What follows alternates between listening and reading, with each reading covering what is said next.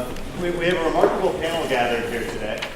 I want to thank you all for being here. I know some of you are here as part of classes that you're taking where you're going to touch on eyewitness memory issues. Some of you may never have encountered eyewitness memory issues except you've seen, lineups on TV and police procedural type shows. We have an incredibly diverse panel. We have to thank the Laura and John Arnold Foundation in addition to our criminal law journal that organized this event. But the Arnold Foundation has funded a whole series of research projects that a number of us at UVA and at the University of Utah are working on. We spent all morning discussing studies that we're working on, but we're here to talk to you about the problem and the interest in eyewitness memory from very, very different perspectives.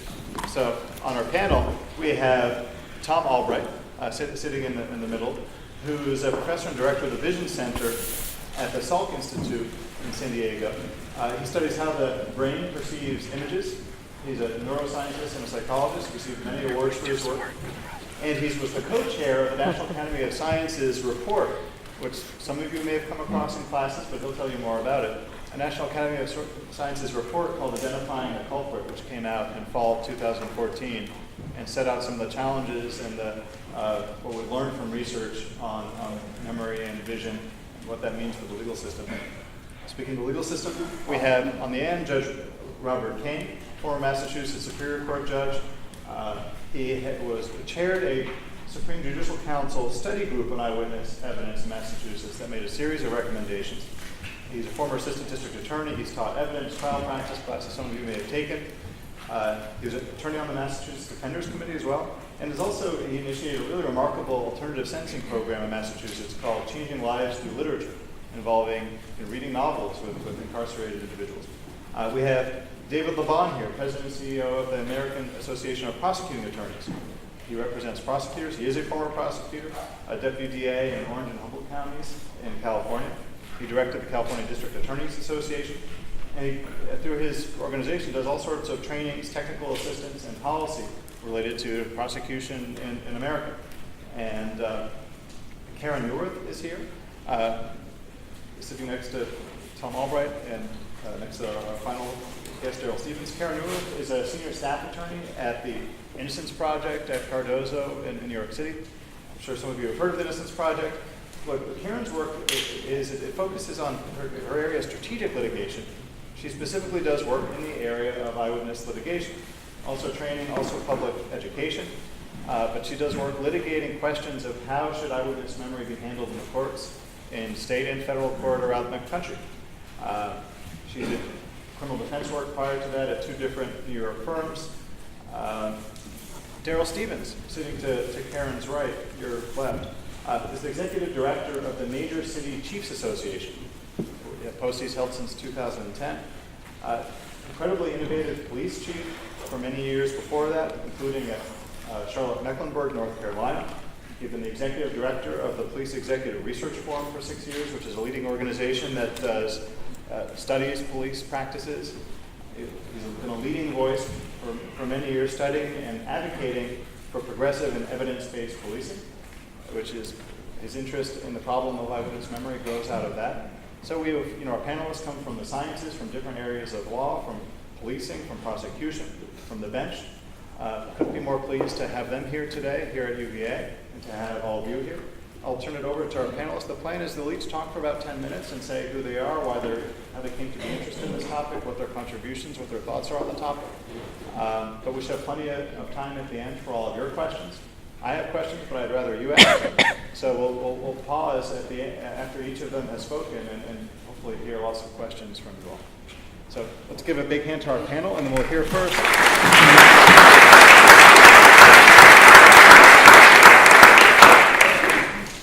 Well, why don't we start with Judge Kane and work our way to the right side? I'm a common citizen now.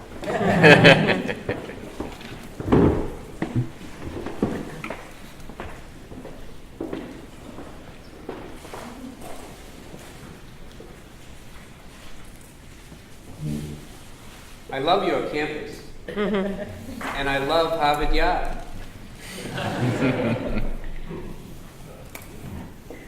I will begin with some dates and events to provide a context for my remarks. In 2011, New Jersey, through the Henderson decision, radically altered its approach to identification evidence. It did so because of the fact that wrongful convictions are often tied to mistaken identifications. In 2013, the Supreme Judicial Court of Massachusetts convened the study group on eyewitness evidence, and I chaired that group.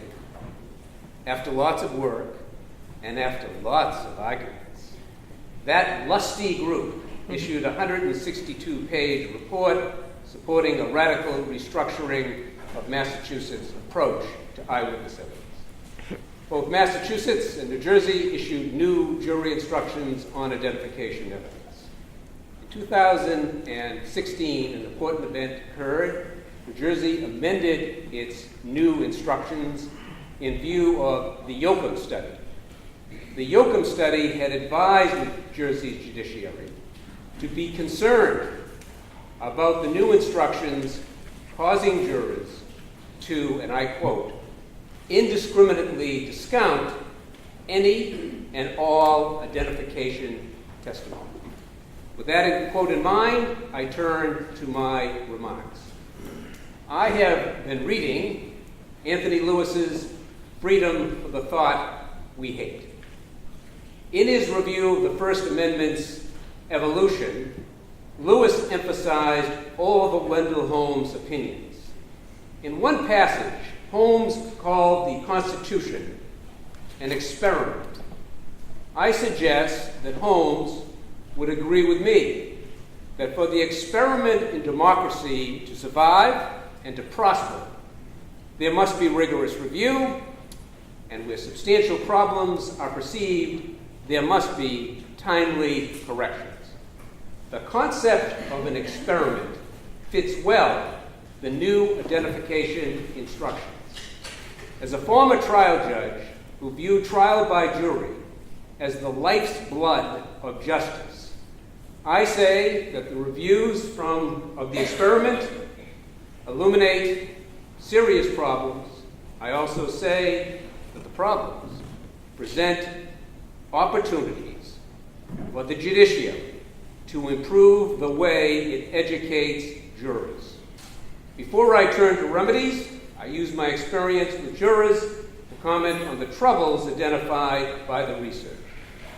In reviewing the research on New Jersey's original and revised instructions, I nodded my head, visibly and often, to the comment, if trained judges are not particularly knowledgeable about eyewitness testimony, how can courts expect lay people to be so? Perhaps unwittingly, that observation nicely captured our present predicament.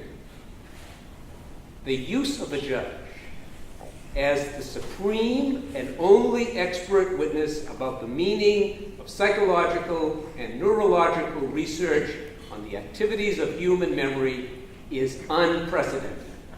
The proposition that judicial instructions can substitute for expert testimony is stunning. I think you know where I'm headed. It necessitates close examination of the proposition's premises. The substitution of the judge for the forensic expert assumes that in less than a half an hour, a judge can inform lay people about how memory works, what factors influence the accuracy of an identification, and how those various factors interact. Otherwise stated, the judge can take a complex body of psychological and neurological research and distill it into a 30-minute binding lecture. Such an undertaking, to be successful, would require language which is both true to the research and clear to the jurors charged with the responsibility to understand it and to integrate it. And I emphasize the second, and to integrate it into a collective judgment about the identification's accuracy. Courts need to be constantly aware that jurors representing the lot of humanity possess a wide range of educational education and aptitude. What does the research show us about New Jersey's instruction's effectiveness in getting jurors to understand the factors influencing the accuracy of human memory and to understand how to integrate those factors into a judgment on the identification's accuracy? Plainly stated, the research demonstrates that when the jurors deliberate, they are confused about the instruction's meaning and consequently unable to distinguish strong witnessing identification cases from weak cases. Jurors' inability to be sensitive to the differences between strong and weak witnessing identification cases makes them skeptical about their ability to judge. What happens? The result is that the jurors give up and they come to the conclusion of not guilty. This brings up the question of what produces the confusion. Concrete examples of juror confusion are found in the studies on New Jersey's original and revised instructions.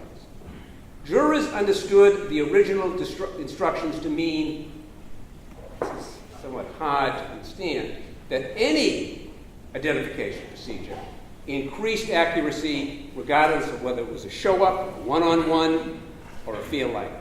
Didn't matter. On the other hand, when jurors correctly understood the instruction's description of factors, they were unable to integrate their knowledge into verdicts. Thus, the instructions failed to give the jurors the two things that these lay people need: an understanding of the factors and an understanding of how to integrate those factors into the decision on the identification accuracy. The study that included New Jersey's revised instructions demonstrated that the instructions failed to instruct jurors about those two questions and failed to explain sufficiently what is called exposure duration. I just use that as an example because my time is limited. I want us collectively to consider the instruction addressing exposure duration, which in plain English is the amount of time the eyewitness has to view the perpetrator.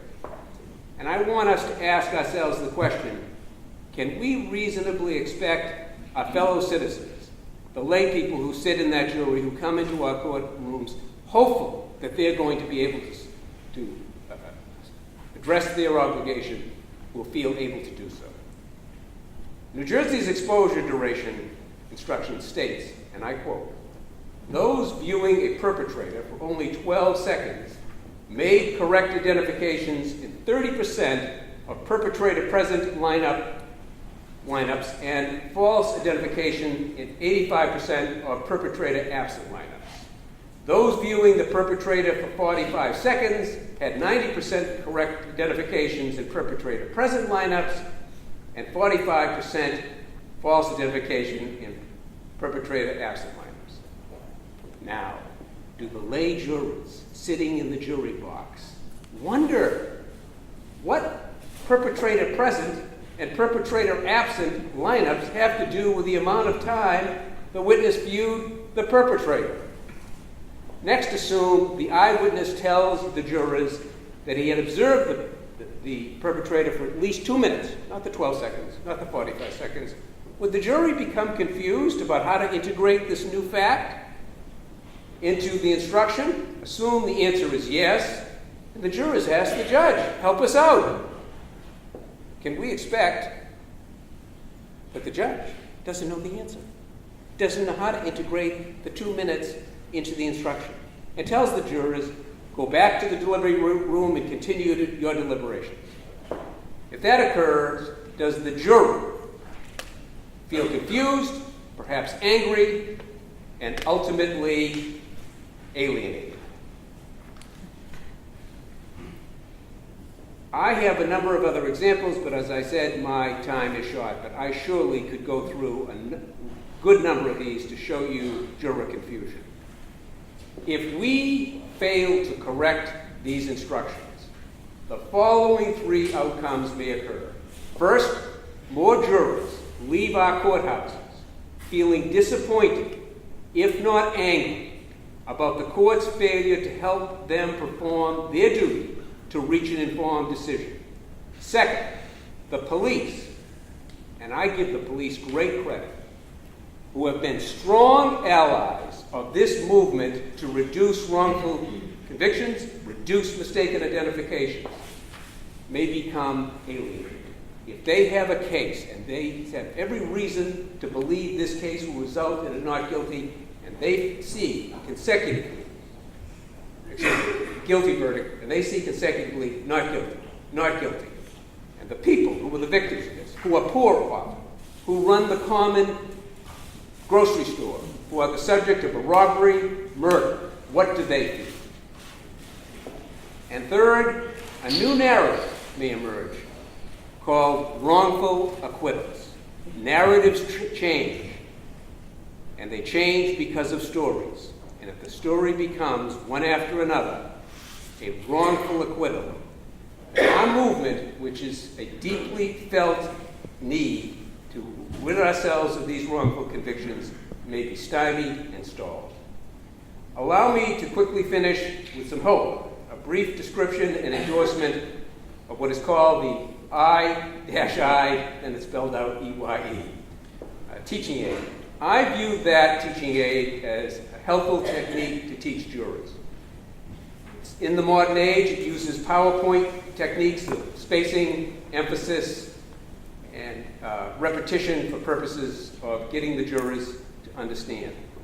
Besides those features, I recommend it as a platform for improving identification instructions based on the clarity of the description. If I were to give you, and they're in PowerPoint, the PowerPoint instructions, and I would, on one side are the PowerPoint instructions under the I, and I were to give you New Jersey's, and you were to compare, you would see a dramatic difference in clarity.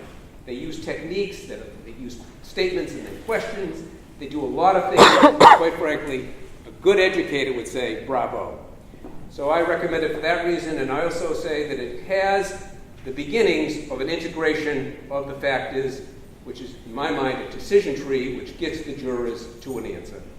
And so I have questions, I have objections to the IA, but I think it's a good large point.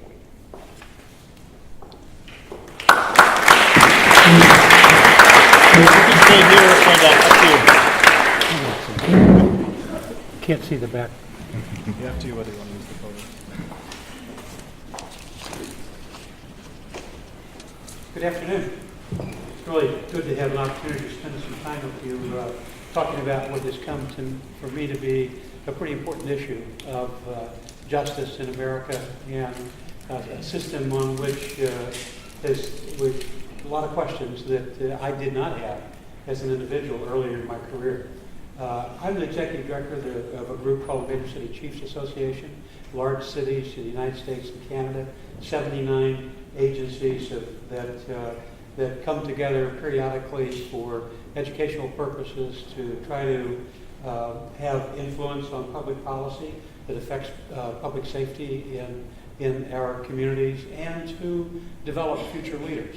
We have a program that's aimed at developing people to take on those police chief jobs in the larger cities throughout the United States and Canada as well.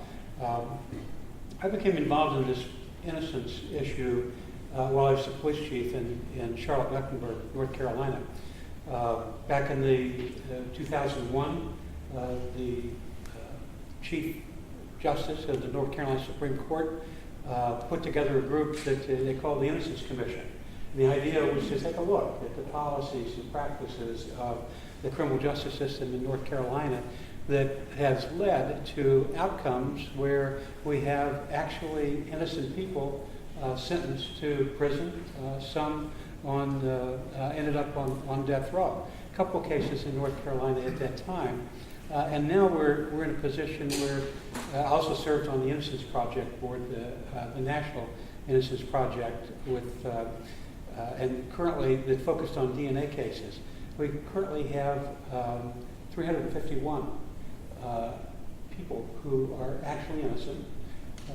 Evidence provided by DNA, which seems to have come to be about the strongest evidence that we have in our system today, that had been wrongfully convicted. And 75% of those were wrongfully convicted with improper witness identification. It's a key aspect of the reason that they ended up in prison, and actually had a horrible time getting out. I mean, the policies that we are beginning to develop throughout the nation has made it a little easier for these cases to be reviewed. But for me as an individual who spent a career in this business, I didn't think we got it wrong that much. My sense is that by the time we went through the processes that we have in our system, and the appeals and the reviews and all of the steps that one goes through, that we're pretty much right about the people that are sitting in prison. And boy, was I wrong. Not only have we had 351 DNA cases, there's about 1,200, maybe 1,300 incidents of wrongfully convicted people that are a part of a registry out of, I think it's the University of Michigan. So, and then there's projections of many more people who are sitting in prisons today that have been wrongfully convicted. So this is an area of public policy. It's an area that goes to the very heart of what our country is about, and the very heart of our Constitution. And so there's no more area that is, from my way of thinking, is more critical to you as budding lawyers, and you, as you start to practice, to be advocates for policy change, for adjustments that will help us make sure that we get this right. One of the areas that we focus on in our organization, we do policy statements, and we have done policy statements on this area of wrongful conviction. We focus on eyewitness identification and encourage police agencies to adopt the best practice that we know of at the current time. We encourage police departments to do videotaped interrogations to help minimize those instances of false confessions.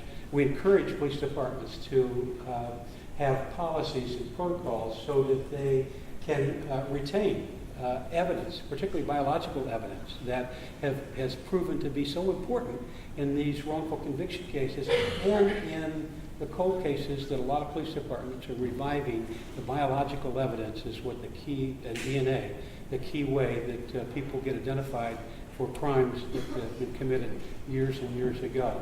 So those are the key things that policing can do to help contribute to a system like we all had in mind when it was created. The research that's being done here at the University of Virginia with the support of the Arnold Foundation is another step in this long evolutionary process of us making sure that it gets right. There's one other thing that I think is really critically important that we don't do very well in the criminal justice system, and I think would make a difference, is if we had the ability to do systematic reviews of these cases that have gone wrong.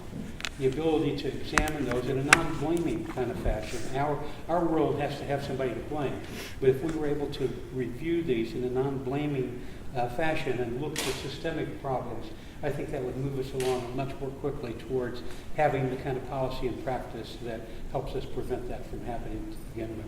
Thanks for the opportunity to speak with you and for being here today.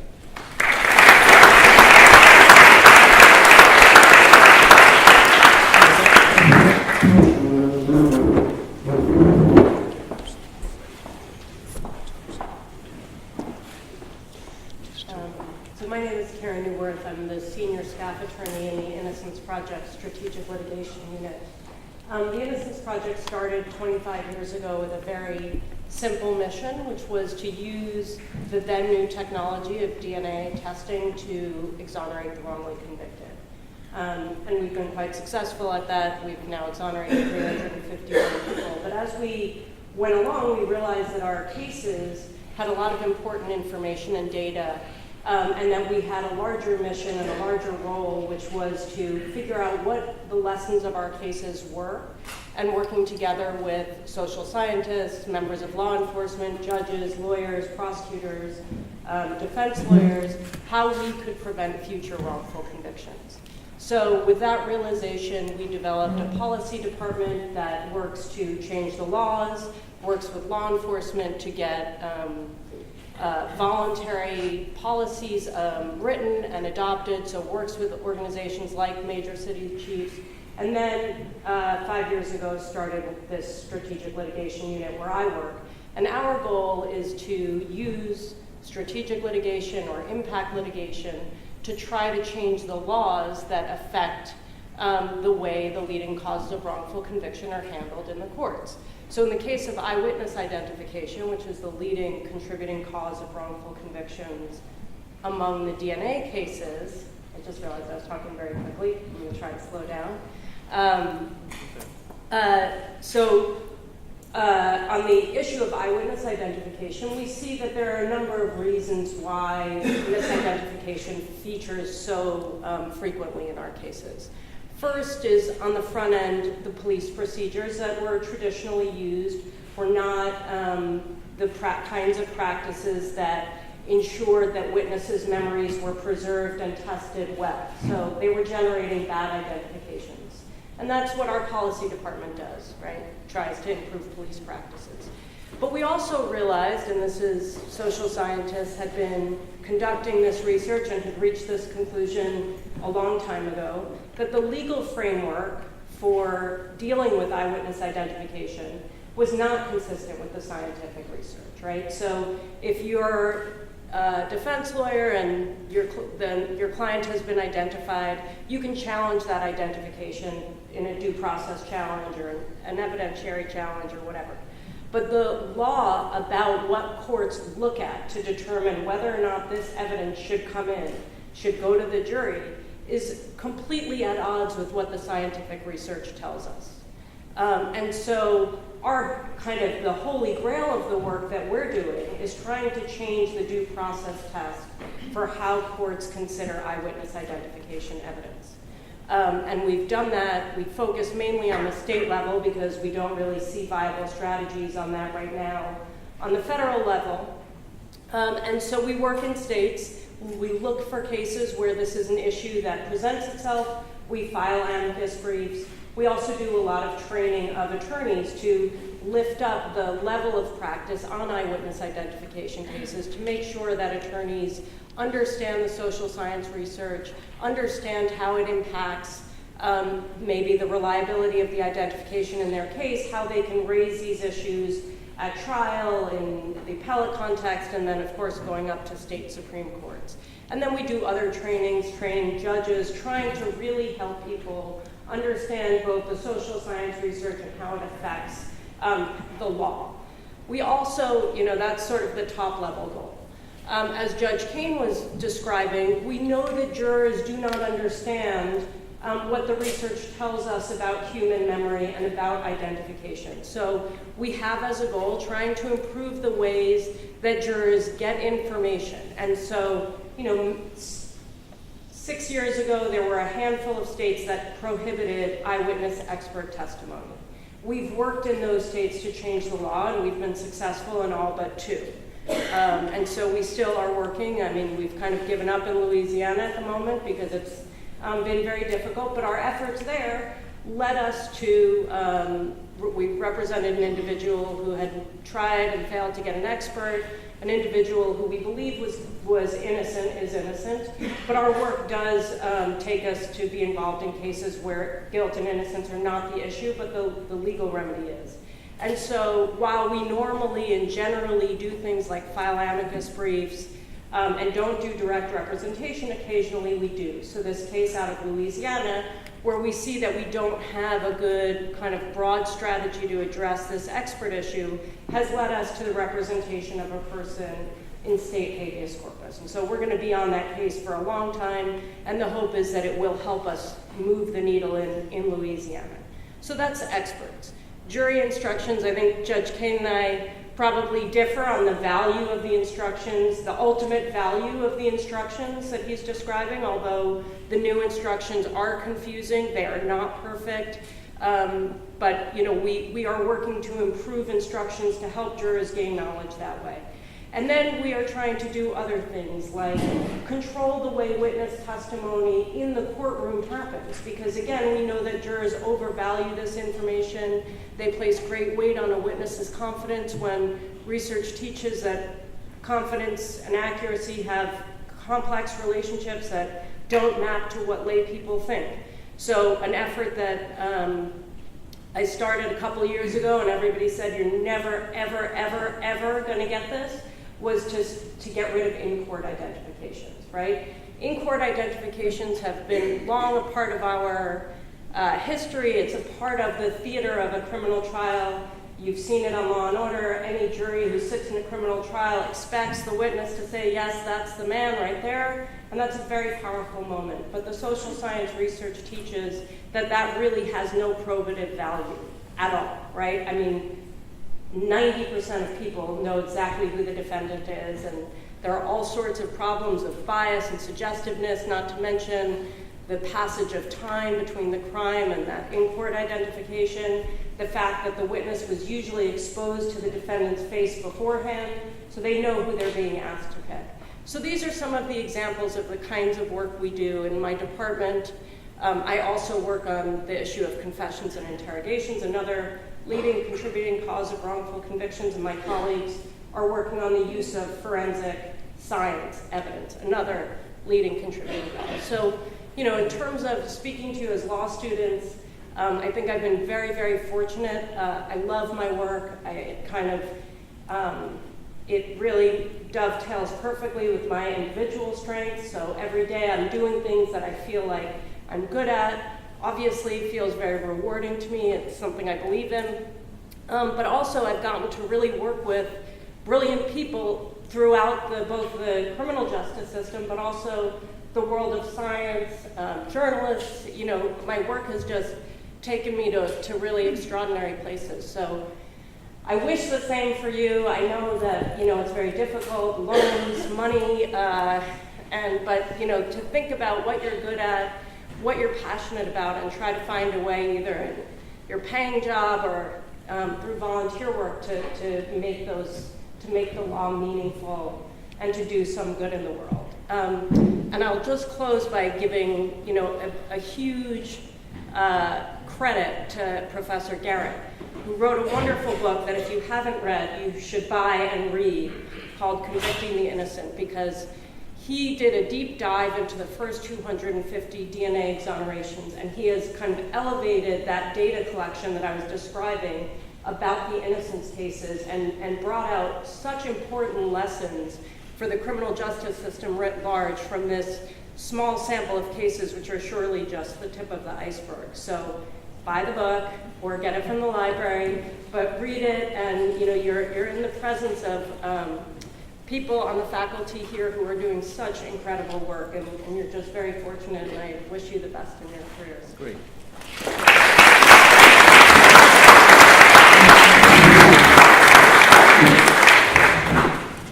Well done. Good afternoon. It's a great pleasure for me to be here. Before I develop my thesis about eyewitness identification and some of the problems with it, there are three things that I want to tell you about who I am. The first is I'm a neuroscientist. I'm a little bit out of the regular element here. I work at the nonprofit Biomedical Research Institute in San Diego, California, called the Salk Institute for Biological Studies. And I'm curious at this point, how many of you have ever heard of the Salk Institute for Biological Studies? How many of you know who Jonas Salk is? Is this not too tall? How many people know who Jonas Salk is? That's pretty good. I teach an undergraduate course at UCSD, and every summer and these are freshmen, and every summer I ask them, how many of you know who Jonas Salk is? And the numbers have been steadily declining. Jonas Salk is a national hero. He founded the institution I work at. It's a wonderful place in which we do peer basic research. Now, that's point number one. I'm a neuroscientist, and I study the brain basis of visual perception, visual memory, and visually guided behavior. And just to give you a feel for this, you probably had some biology courses in the past, but just to give you a feel for this, what we do is look at the parts of your brain that interpret visual information. So light is reflected off of surfaces in your environment. It's cast upon the retina. It's refracted by the lens in the front of your eyes, cast upon the retina, ideally in focus. And light, which is a form of energy, is converted into energy in the form of electrical signals, which are carried by neurons in your brain up to higher and higher levels what your brain tries to do is interpret the pattern of light. What is it that's in the world that caused that pattern of light on the back of your eye? And so these are the things that we study. This is one of the areas of neuroscience that's just broken wide open in the past 50 years. This is a very rapidly growing field. Neuroscience in general is. And the visual system is sort of the low-hanging fruit for a variety of technical reasons and conceptual reasons. It's fairly easy to study, and we know a lot about it. We also know a lot about how that visual information is stored in memory and how you retrieve those memories and use them for solving problems as you go forward in the world. So that's the kind of science that I do. The other thing I want to tell you is that I was, about 2 or 3 years ago, I was asked to chair, along with Judge Jed Rakoff, a federal judge for the Southern District of New York, to chair a committee for the National Academy of Sciences that looked at the validity of eyewitness identification. And this committee, Brandon was on that committee, there's some other people in the audience who were on that committee. This committee composed of, I think, 14 people. Half the people were from the sciences, the other people from legal professions. Karen Newirth is a fancy statistician over there who was essential in this committee. And this committee looked at 3 areas. We looked at police practices, how eyewitness identifications are done, and what are the best practices today. The committee also looked at the ways in which eyewitness identification evidence is used in the courtroom. How are juries communicated this information, and what are ways in which we might do it better? And the third thing is, what does science have to tell us about why eyewitnesses fail? Why sometimes they get it right, but why often they fail? Because we care about the times that they fail, right? And so that's where scientists like me come into the picture. And the third thing I have to tell you before I develop that idea, the third thing I have to tell you is there are interesting cultural differences between different academic disciplines. And in the field of science, we have slides. There's a screen right there. So I'm accustomed to speaking with slides and pointing to slides, but I'll just ramble on because I can do that. So what's the problem with eyewitnesses? Why do they fail, and what can science tell us about it? Well, what this committee looked at, was the set of variables that have been manipulated, and this typically happens in scientific studies, is a sort of a cottage industry of applied science addressing the problem of eyewitness identification. And the variables have been divided into 2 categories. They're the so-called estimator variables, and these are conditions that are present at the time the crime was committed. These are things that, in fact, you can draw a dividing line, the dividing line being the crime itself, and stuff that reflects the state of the world at that time are the so-called estimator variables. You can't control these things. They include such things as the amount of lighting, the distance you're viewing, distracting features in the visual scene, and so forth. And then there are the so-called system variables. These are the variables which reflect conditions after the identification occurred. And they include such things as the way the lineup is performed, and the instructions given to the witness, and so forth. And these can be controlled. And so the question is, how do these different variables influence the outcome? How do they influence the performance of an eyewitness? Performance being loosely defined as the probability that the witness is identifying the right person. And vision and memory are critical here because, and I want to stress this point, this is a problem that you encounter all the time. As you go about your daily activities, you identify things that you've seen before. The one thing that's unique about eyewitness identification is that the stakes are very high. You don't want to make mistakes. But you suffer the same difficulties when you go out in the parking lot and identify your car. When you go, I travel a lot, I go to the luggage carousel. Which bag is mine? They all look alike. And I have to find my bag. And you can think of lots of examples of this as you go about your daily activities. And there is an enormous amount of science, visual science, science on the brain basis of memory, which has looked at these factors, the factors that influence your ability to identify things and recognize objects in your environment.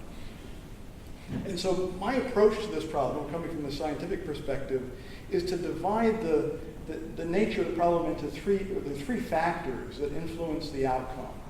One is uncertainty, another is bias, and another is confidence. And so all of these careful variables, which are looked at in applied eyewitness research, can fall into those different categories.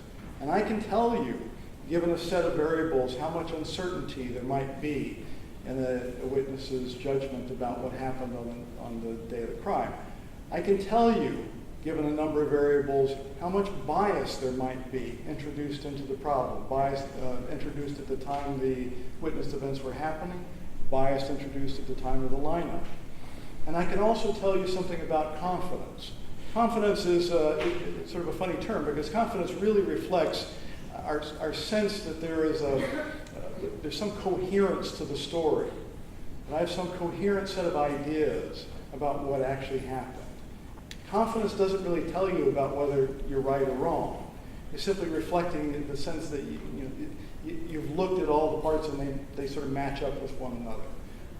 This kind of judgment comes into play in lots of decisions we make. Selecting a restaurant, for example.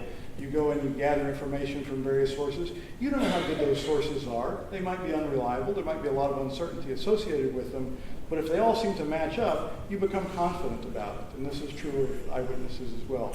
So by looking at these three factors, uncertainty, bias, and confidence, in the basic sciences, we have a pretty good understanding of how people make decisions about sensory input, visual input in particular, and how they rely on their memories. And so this is the approach that I come to this problem from. And I think that there's a sort of opening up by bringing science into this field. It's one of the nice areas in which the law has sort of embraced the scientific community so that we have something to say to contribute to the argument. And I look forward to, I've been drawn into this over the past few years, and I look forward to more interactions with the legal community and trying to solve this major problem in our society today. Thank you very much.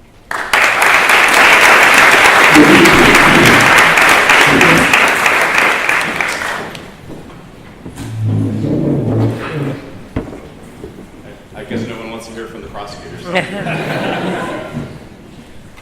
I'm glad that Tom raised the mic up a little bit, because I was watching. I'm going, how am I going to do this? And also, I wanted to make sure I could see the Fear the Turtle shirt back there. Having family in Maryland grads, and I guess now that Virginia's not in the, I'm sorry, Maryland's not in the ACC, you're not beat up and you're able to wear it, and it's not graffiti or anything. So I know there's some changes going on out there. First of all, I wanted to say thank you. As I'm looking around the room, look at how full this room is. That it was standing room only, and I know the folks are headed back.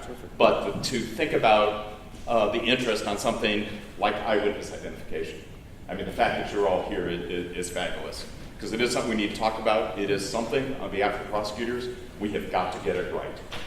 It was very simple when Brandon said, will you be part of this? And I must say, with the Arnold Foundation and the folks sitting at the table, you do have some of the best and brightest kind of push through the issue and challenge. We've already had a lively discussion this morning.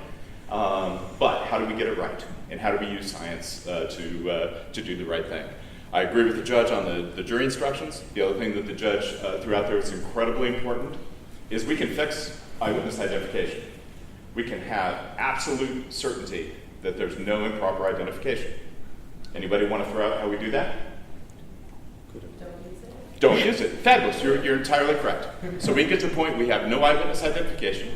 So those particular crimes that are witnessed by somebody, if they're not corroborated, if we don't have other evidence, they never come to court. We'll have 100% protection. But what did the judge share about even New Jersey with their jury instructions? As you consistently told jurors, don't believe eyewitnesses, don't listen to their testimony, eyewitness identification is not relevant.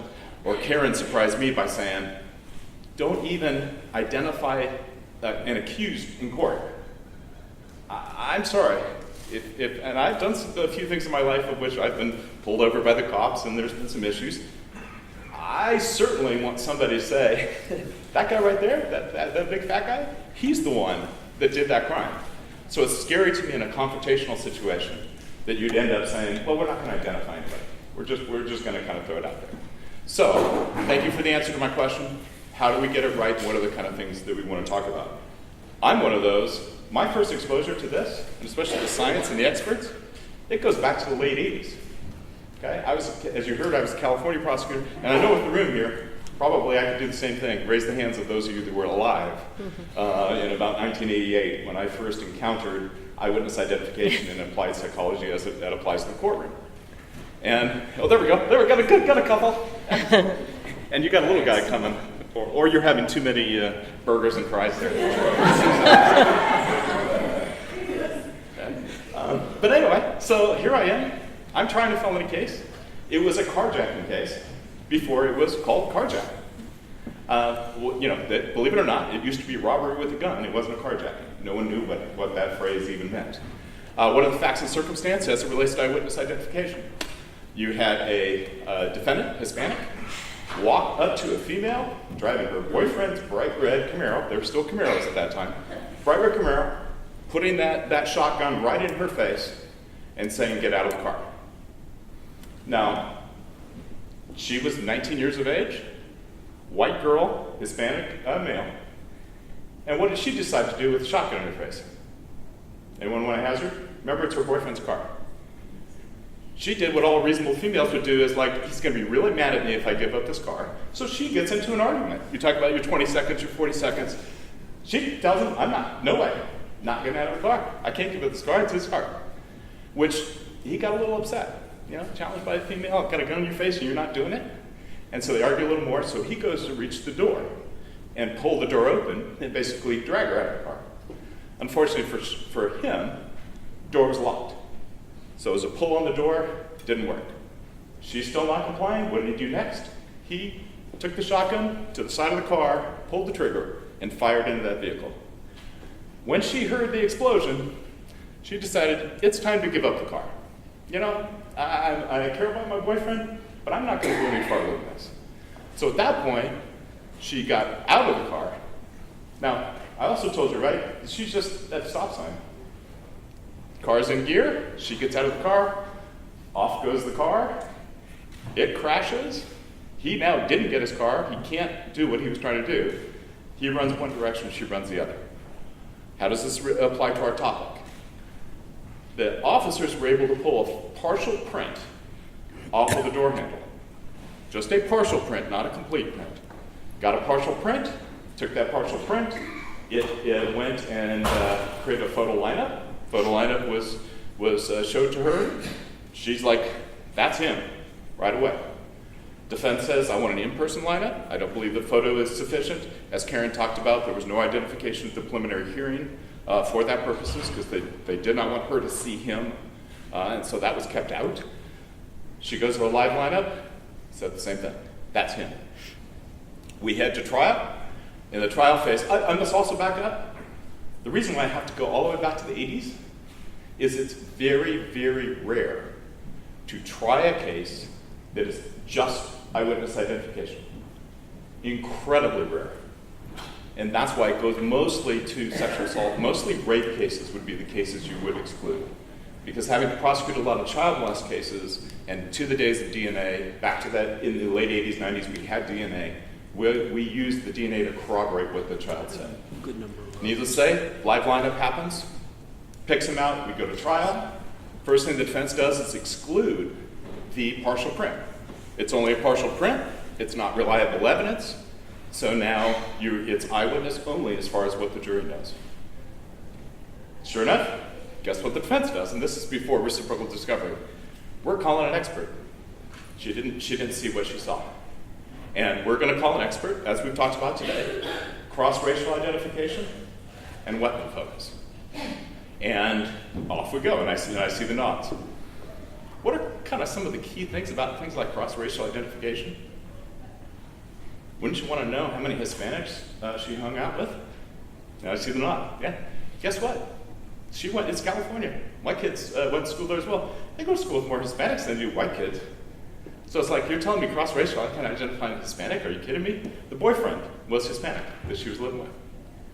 Second one that they want to talk about is weapon focus. What did the facts and circumstances of her case give us? Did she believe it was a gun? Was she staring at the gun, or was she arguing with him, I'm not going to give up my car? I put to you, she didn't care about the gun. She didn't believe the gun was real until it went off. So, sure enough, Dr. Pazdek, one of the originators of the concept of the eyewitness identification, one of the keys in the theory of this, she was called by the defense, and we had a defense expert in the room. And it's a very interesting dialogue when You've got some, and what did it do for me? I come from a family of college professors. My sister, brother, uncle. So I am actually one of those nerdy types that I read the research. And so as she was coming in, it's like, give me the research, let's talk about the theories and how they interrelate. So it was a great intellectual exercise, but for the jurors to have somebody come in and say, she didn't see what she saw, and these are the theories that we're trying to test, it didn't translate. And it didn't do well. And they kind of laughed at her.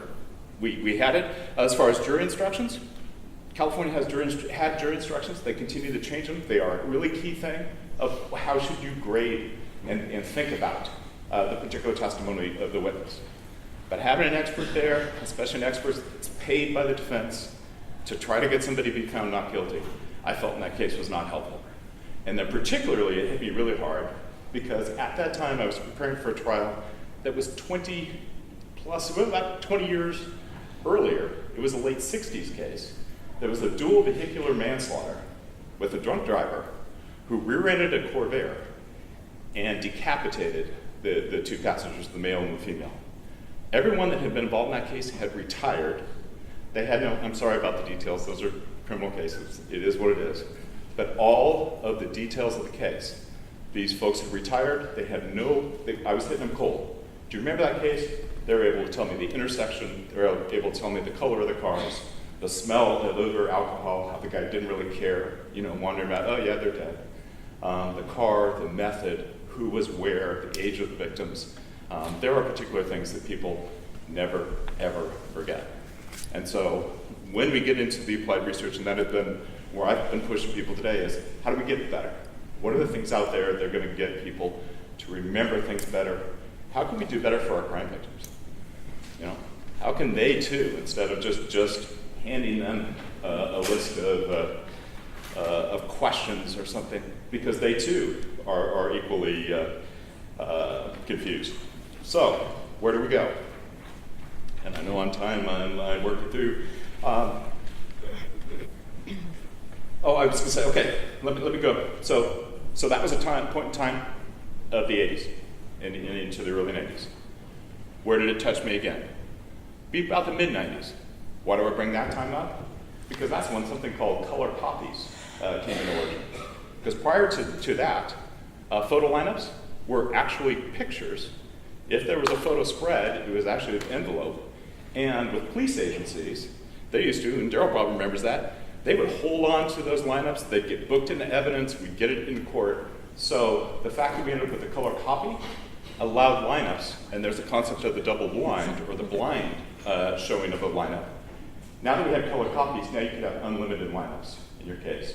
You could have officers other than the investigating officer have that lineup and be able to move through. So that was a significant change, I would say, in the 90s as related to eyewitness identification. Then when you get to the early 2000s, that's when I went to the State Association.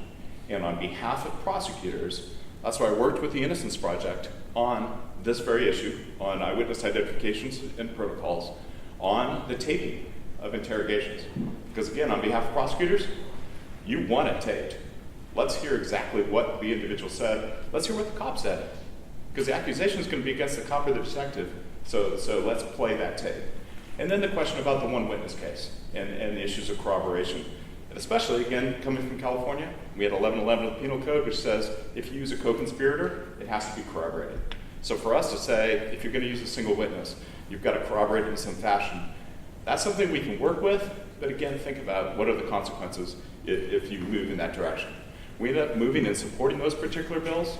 I'm also going to slow us down for 30 more seconds because of a concept that I think is really important, and it's exercised here.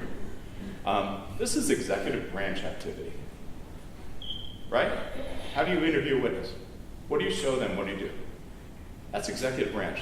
Is that any different than what color the police car should be? Is that any different than the decisions about the uniforms, the badges, and anything else that officer does? And so it's a failure of the executive branch to step up, to look at what the Innocence Project had and do something about it. So suddenly now you've got the courts in your business, or the reason that I was handling it in the mid-2000s was the fact it's now in the legislature. So if the executive branch fails to do something, then the judicial branch will step in or the legislative branch. And that's what you have going on with our laboratory of 50 states plus the District of Columbia. So that was why, especially on behalf of prosecutors, acknowledging, look, it's a failure. You're right. We should have got together. We should have had protocols. We did not. Now we're fighting it as a legislative battle. And then the next touch was 2014 with the commission. And where can we go nationally and how do we do it better? So kind of wrapping it up, everything they said is very accurate. It's great to have all the different views and visions. On behalf of prosecutors, let's not miss the target, because we have a beautiful job doing the right thing for the right reason to the right person. And none of us want to do anything different. And so absolutely looking at the mistakes that have happened, and they have been mistakes. There are innocent people that have gone to prison.